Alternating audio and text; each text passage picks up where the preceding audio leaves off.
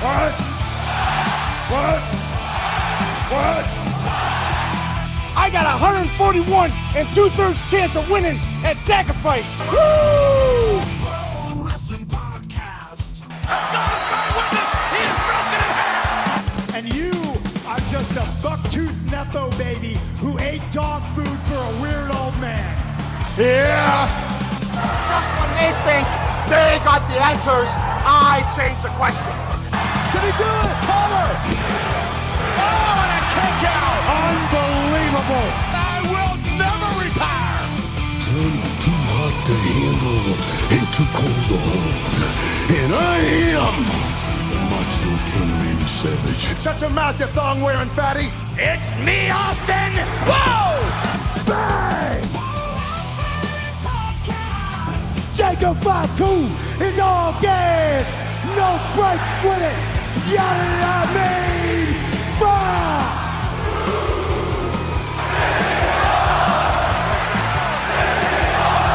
I said WWE stands for... Promotional consideration paid for by the following. Hey, yo, Fro Wrestling Podcast listeners, welcome to the show where we don't sing it, we bring it. Help us out and click subscribe to show your support. Make sure if you like what we're doing, you give us a comment, give us a thumbs up, give us anything you can to help us with that logarithm to get through all the filters that social media likes to throw in your way when you're a content creator.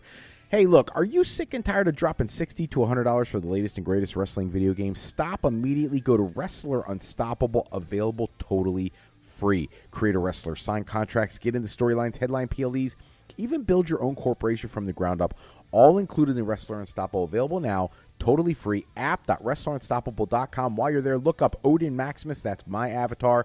I'm more than happy to add you as a training buddy there. And look, it is a great online community for wrestling, like-minded people. Go in there, great chat rooms, all kind of fun stuff, and have some great matches. It's a good time. If you want to become a member of the Fro Wrestling Podcast family, you want your name in the shout-outs like John and Emily, then you got to go to our Patreon page at patreon.com/Fro Wrestling Podcast. Sign up today. Don't forget, we've got loyalty rewards. If you're a $15 a month contributor, you get to co-host an episode with myself. $7.50 a month, you get to be entered into a drawing to also co-host a live show with me. Hello, everybody, and welcome to this episode of the Fro Wrestling Podcast. If you've got questions, comments, anything you want us to talk about, feel free to call the Fro Wrestling Sound Off line at 267-642-1160 and give us your questions, comments, and anything you want us to talk about in that talk-to-text service, and we'll get to as many of those in a future episode as we possibly can. Big news today about AEW having an internal thought process of a major push that they want to put on for Leon Slater, current TNA superstar. The word is that this is a contract year for him. You know, he's been scaling back his independent bookings. I'm assuming that he's doing that because he doesn't want to accidentally take on an injury that could cost him many, many dollars. The word is AEW is interested. Now, previously, even though he's in TNA, he was a big part of that crossover with WWE, and the fans of WWE were huge for him.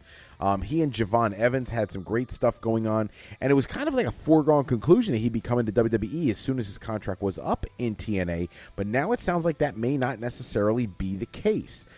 They do have that multi-year partnership. A few months ago, it seemed like it was a lock, but now it's a little different. In March 2026, it was reported that he was cutting back on his indie dates. He wants to be the one in charge of his next decision. And he recently won the Undisputed British Tag Team Championship with his coach, Leon Slater. So he's probably going to be in Rev Pro for a little while yet. There's a report on Wrestling Inc. that talks about that. E-Wrestling News. All the sites that I go to, E-Wrestling News. But he has been doing so well for himself. He recently, has the record for the longest reign as the TNA X Division champion. Recently lost the championship to Cedric Alexander. He has such a huge following in TNA that any company that can sign him to a long-term deal would be advantageous to do so. Now, I think normally, historically speaking, you would think that he would have a better opportunity going to AEW because they've done a better job with smaller guys. But now you see how WWE has been pushing Javon Evans, people like Dragon Lee and stuff like that. and his connection with Javon Evans on a personal level may be something that could still help him go to WWE. Now, look, on a personal level, I couldn't care less where he goes as long as he gets paid and he gets to do quality matches and he really gets himself to be on television. That's not always going to happen with WWE. Sometimes it's almost like a flavor of the month kind of thing with them. They love somebody for a little while, then they kind of fade them out, and then they bring them back, and I don't know. There's a lot of fish in the sea right now in both WWE and AEW. And AEW has people who are literally sitting on the sidelines because there's not enough TV time for everybody.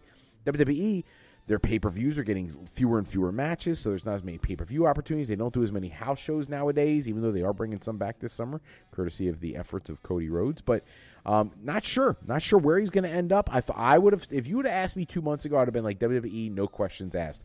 I actually thought he and Javon Evans were going to be World Tag Team Champions, like in short order once he got there. But not sure how that's going to go down now. We'll have to keep our eyes out and see how that plays out. Got to get into the important thing tonight. We are doing predictions for this weekend's AEW Double or Nothing 2026. It takes place Sunday, May 24th at the Louis Armstrong Stadium in Queens, New York. And BetOnline has released the updated odds for the matches. So we have the match card. So we're going to go over the odds and our predictions for the show. So the first match that we're going to get to, why don't we do it this way? We'll go from the bottom of the card on the way up. Women's Owen Hart Tournament quarterfinals. Willow Nightingale, Alex Windsor. Nightingale is the minus 600 favorite. I actually hate that because she won last year. I'm going against the odds. My official pick is Alex Windsor wins this. I want to see Alex Windsor in a more prominent role in the company. I think she's an incredibly talented young lady. I think Nightingale doesn't lose anything by losing this match. She's over like Rover also. I think this is an opportunity to push somebody new, and I think this is where Tony Khan, if he's smart, pushes Alex Windsor. My prediction, Alex Windsor goes over the odds and wins the Owen Hart Tournament quarterfinal match. In the men's Owen Hart Tournament quarterfinals, Bandito versus Swerve Strickland. I love that Swerve Strickland attacked the Ring of Honor champion on a Ring of Honor show. I actually wouldn't mind him winning that Ring of Honor championship and going to that brand for a little while, taking a break from AEW. I know people, that's like sacrilege because he's so over, but I really don't think Tony Khan has done enough to help the Ring of Honor brand since taking it over, and I think Swerve could be the kind of guy that could really, get them a media deal. If not, if it's just because of this tournament, obviously Swerve Strickland, he's a minus 1,000 favorite. I don't remember if I said it earlier. Willow Nightingale, minus 600 favorite over Alex Windsor, plus 350. Swerve Strickland, minus 1,000 over Bandito's, plus 550. And just so you understand that means I got to bet $1,000 to win 100 on Swerve Strickland, where, I win $550 for betting 100 on Bandito. So I'm going with the odds makers on this match. Swerve Strickland picks up the win. In the other quarterfinals match for the men's side, Samoa Joe plus 700 underdog to Will Ospreay's minus 2,000. There's nothing in God's green earth you could do to get me to bet on anybody but Will Ospreay in this match, in this tournament in general. I believe Ospreay is going to win the whole thing. So my official prediction is Will Ospreay wins and takes down Samoa Joe. Now we get into some of the more serious matches. Let's go down to Stadium Stampede. Chris Jericho, the Hurt Syndicate, and the Elite, minus 600 favorites over the Demand, the Don Callis family, and the Dogs, who are plus 350 underdogs. Look, if Jericho had won anything since being back, I would actually give it to the Demand, Don Callis family, and the Dogs. But they haven't. They haven't won anything. Now, the flip side of that is the Dogs have won very little, and I think they need to win some things. The Hurt Syndicate, that's where it's like the funky bone in the whole thing. I don't see them picking up a loss in any way, shape, or form anytime soon. And I really think they got to push Bobby Lashley to the top of the card sooner than later. The guy's not getting any younger, and he still looks like $1 million. So my prediction here, I'm going with the odds makers. Jericho, Hurt Syndicate, and the Elite win. They pick up the win, the minus 600 favorites. And hopefully this pushes Bobby Lashley further up the card. For the AEW International Championship, the current champion, Kazuchika Okada, the plus 150 underdog to Konosuke Takeshita, minus 200 favorite. Now, even though there's a favorite and an underdog, that is about as close even keel as it gets. That's like a pick'em. And I'm struggling with this because Okada has had it for basically forever, just about it seems. So it's time for him to lose the championship, but how does that play out? What do they do going forward? What does it do to the Don Callis family? I think because I would like to see it more, I have no logic behind this. I just want to see it more. I'm going to predict that Konosuke Takeshita wins the championship for the first time and takes the AEW International title. For the AEW World Tag Team Championship, FTR, the plus 900 underdogs, versus the heaviest favorite of the night, Cage and Cope, minus 3,000. I am not going against the odds makers here. First off, there are days of the week where I forget FTR are the tag team champions. Their reign this time is just, it hasn't mattered. I hate saying that because I love FTR, but it just hasn't mattered. Cage and Cope need to do this before they hang up the tights. They still need to have a championship match with the Young Bucks where they could put over the Young Bucks. They've already put over FTR previously, so it's not like picking up the win here is going to hurt FTR. They already have a win over Cage and Cope. So the official prediction for me is Cage and Cope pick up the win and win the AEW World Tag Team Championship. For the AEW Women's World Championship, Jamie Hayter, plus 250. Hiraki Shida, plus 900. Chris Statlander, plus 1,000. They are all the underdogs as Thelka, a minus 500 favorite, is supposed to retain. And this is one here I believe Tony is putting everything he's got behind Thelka. Keep her in the championship spot until Tony Storm comes back. That is my prediction. Thelka retains the championship, minus 500 favorite, and we're going to go with it.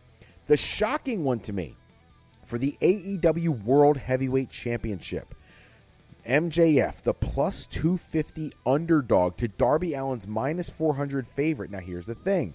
Are we really going to see MJF shave his head bald? I mean, I can't even imagine that. If you would have asked me that 6 months ago, I'd be like, yeah, absolutely not, never. Before Darby won the title. Now Darby just won the title, but he has been doing a ton of defenses. And that's an easy way to explain why he's not at 100% defending the championship. This is a tough one for me. It's not a pick'em because minus 400 is still a pretty strong favorite, but I just don't see shaving MJF's head. Then again, if you think about it, going all the way back to like old school world class, this really feels a lot like the gentleman Chris Adams, Gino Hernandez thing where they were going to get their head shaved after losing to the Von Erichs. I could see it. I really could. And Tony Khan loves to do callbacks to the old school territorial days. Are we really going to see MJF bald? Oh my gosh, I don't know what to do here. You guys are going to have to tell me whether I got this right or wrong. Give me your predictions in the comments. Give me thumbs. Let's do this. Give us a heart if you want Darby Allin. Give us a thumbs up if you think it's MJF. We'll count them up and see what the totals are for you guys. We'll do that as like a mini poll. But my official prediction, oh my gosh, I don't want to make this call. Darby Allin, we get a bald MJF that night. The only thing that can screw all this up is I would not be surprised to see a returning Wardlow and for him to get involved in some way, shape, or form and screw everything up. But assuming everything goes the way it's supposed to, the official prediction for me is Darby Allin picks up the win and retains the championship. That's all the time we have for this episode. Check back with us next episode. Run down the latest wrestling news and rumors. Special thanks, as always, to Suno for creating the music and sound effects we use in our show. Today's show is sponsored in part by Beazle Games. Bring a new friend to family game night. It's easy with Sketchy people. Showcase your artistic side in this game from Beazle Games by going to thegamecrafter.com and picking up your copy today. If you're looking for your next career move, you're considering college, university life, maybe you just need some formal training for your next career decision, go to our website at frolifeplanning.com for all your higher education needs, as Fro Life Educational Planning is for today, for tomorrow, and for life with Fro Life. I'm Fred Froelich, better known as Dr. Fro. I want to thank you for taking some time with us today. Till next time, enjoy the show, Double or Nothing, and I'll see you later. Take care. Good night, all.